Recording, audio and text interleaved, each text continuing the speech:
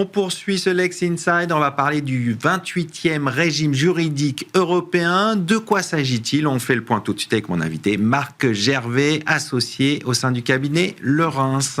Marc Gervais, bonjour.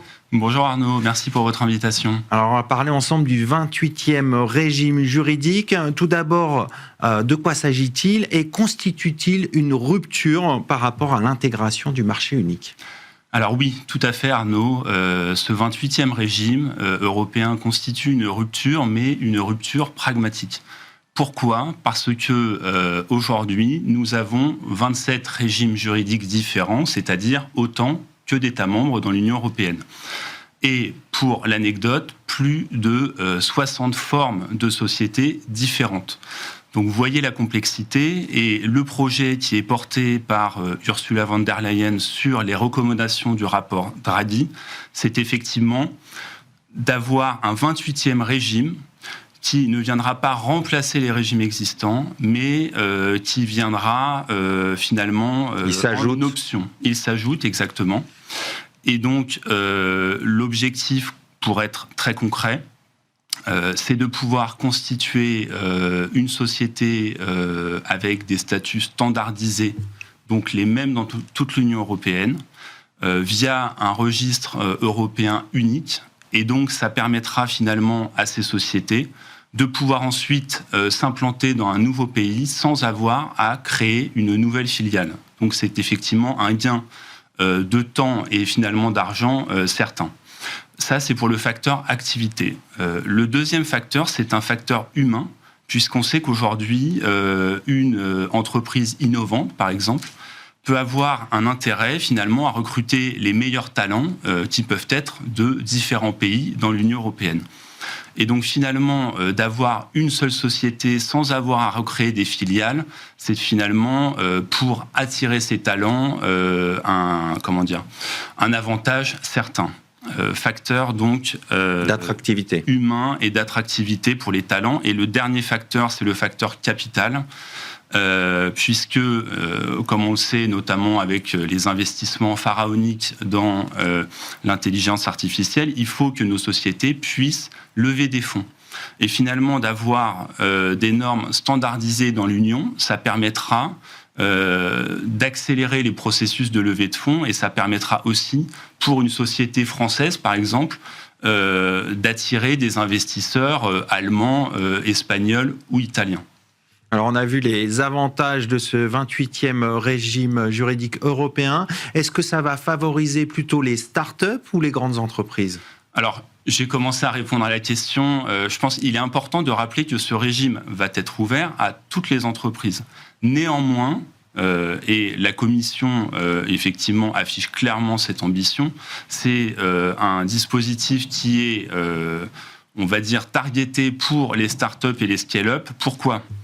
Parce que les grandes entreprises, elles ont déjà les moyens en interne avec des directions juridiques et également les moyens financiers pour faire appel à des conseils locaux qui leur permettent de gérer cette complexité de juridiction.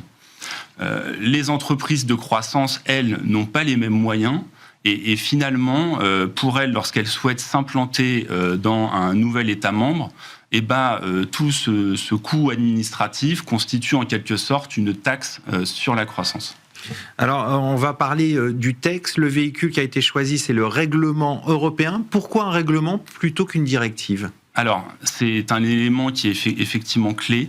On a, comme vous l'avez souligné Arnaud, deux options, la directive et le règlement. La directive, elle, c'est finalement un accord cadre qui doit être derrière transposé dans tous les États de l'Union européenne. Donc, pour une directive, 27 transpositions, ça signifie quoi ? Ça signifie d'une part que il va falloir transposer, donc l'intégrer dans les calendriers parlementaires de l'ensemble des États membres, ce qui prend du temps.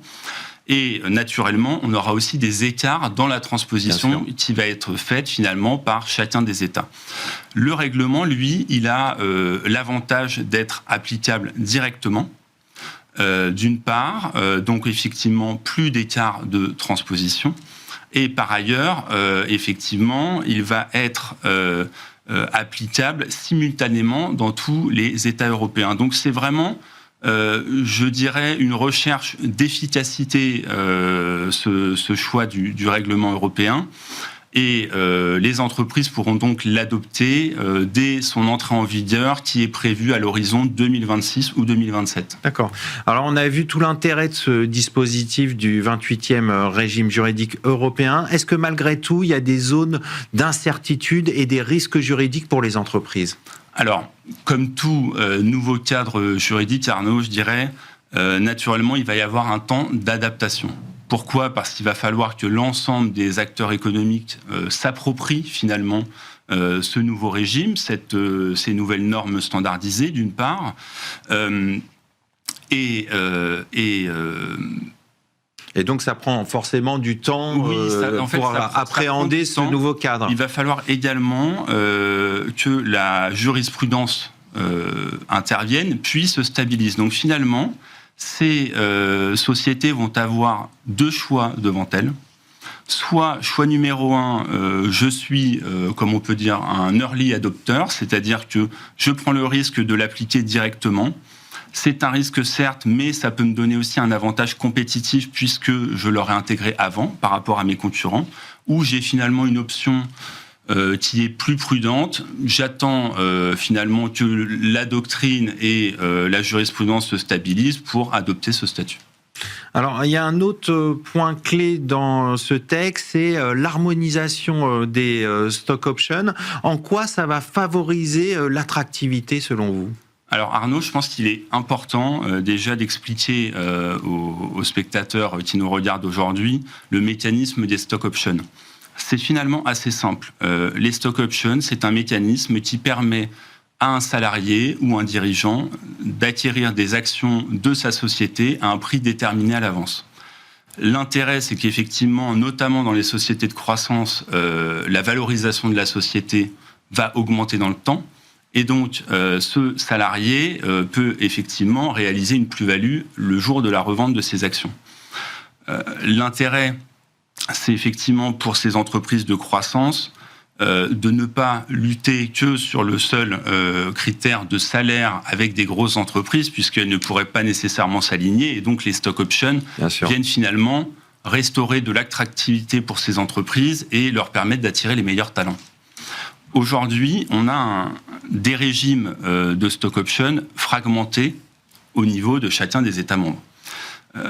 Et donc, ça pose deux écueils. C'est qu'on peut avoir notamment une taxation qui ne se fait pas au même moment. Je prends un exemple. En Belgique, l'imposition se faisait au moment de l'acquisition des actions, ce qui pose un vrai problème puisque le salarié n'a pas encore perçu un centime, il n'a pas vendu les actions et il doit déjà régler la note du fisc. Deuxièmement, deuxième écueil, si le salarié souhaite avoir une mobilité géographique, changer de pays, eh ben, il y avait un risque de perdre le bénéfice de ces stock options. Pourquoi ? Parce que justement, cette portabilité, compte tenu de la différence de régime, vous changiez de résidence fiscale notamment, et donc vous pouviez perdre le bénéfice de ces stock options. Ce que propose la Commission, finalement, c'est assez simple. C'est un régime de stock option unifié, avec une taxation qui ne se fera qu'au moment de la cession. Donc on restaure finalement, on s'assure de cette attractivité des stock options. Et par ailleurs, on aura une portabilité qui sera possible dans l'intégralité des pays de l'Union, donc on ne risquera plus de les perdre.